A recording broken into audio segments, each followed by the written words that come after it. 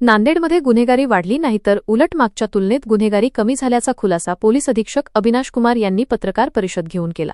एप्रिलच्या पहिल्या आठवड्यात सलग 3 दिवसात 5 खून झाल्याने नांदेड शहरात गुन्हेगारी वाढल्याच्या बातम्या सोशल माध्यमातून प्रसारित झाल्या होत्या। त्यामुळे नांदेडमध्ये भीतीचे वातावरण आहे, गुन्हेगार मस्तवाल झाले आहेत, पोलिसांचा वचक राहिला नाही असा प्रचार प्रसार झाला होता। पण प्रत्यक्षात मागच्या 2 वर्षांसोबत तुलना केली तर गुन्हेगारीत वाढ नाही तर घट झाली आहे, याची आकडेवारीसह माहितीच पोलीस अधीक्षक अविनाश कुमार यांनी पत्रकार परिषदेत दिली।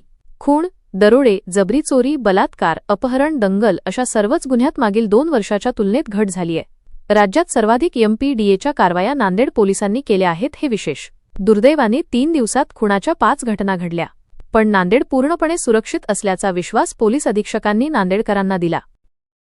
आज आपण जे काही प्रेझेंटेशन दिलं त्यामध्ये दाखवण्याचा प्रयत्न केला की कुठली गुन्हेगारी नांदेडमध्ये वाढलेली नाही, त्याबाबत पोलिसांतर्फे काय सांगणार? मी आवाहन करणार की जे एक परसेप्शन बनत आहे किंवा चुकीची एक आपण कोट अनकोट वर्ड वापर करतो की वाढती गुन्हेगारी किंवा नांदेड क्राईमचा हब झालेला आहे, हा एक रॉंग नरेटिव्ह आहे।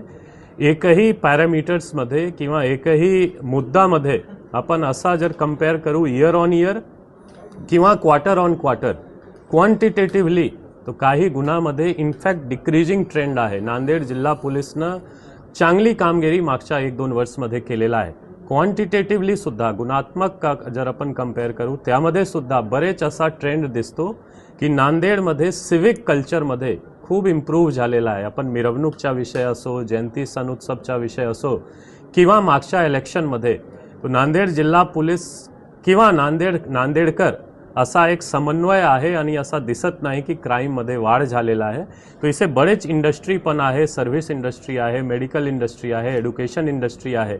हा सर्वमध्ये जर आपण चुकीची नरेटिव्ह किंवा एक फॉल्स नरेटिव्ह देणार की वाढती गुन्हेगारीचा हब, तो हा सिटीचा पण बदनामी आहे, नुकसान आहे। इथे मोठा मोठा धार्मिक इन्स्टिट्यूशन आहे, एक पवित्र गुरुद्वारा आहे, सिटीची वेगळी एक एअरपोर्ट आलेला आहे, रेल्वेचा डिव्हिजनल ऑफिस आहे।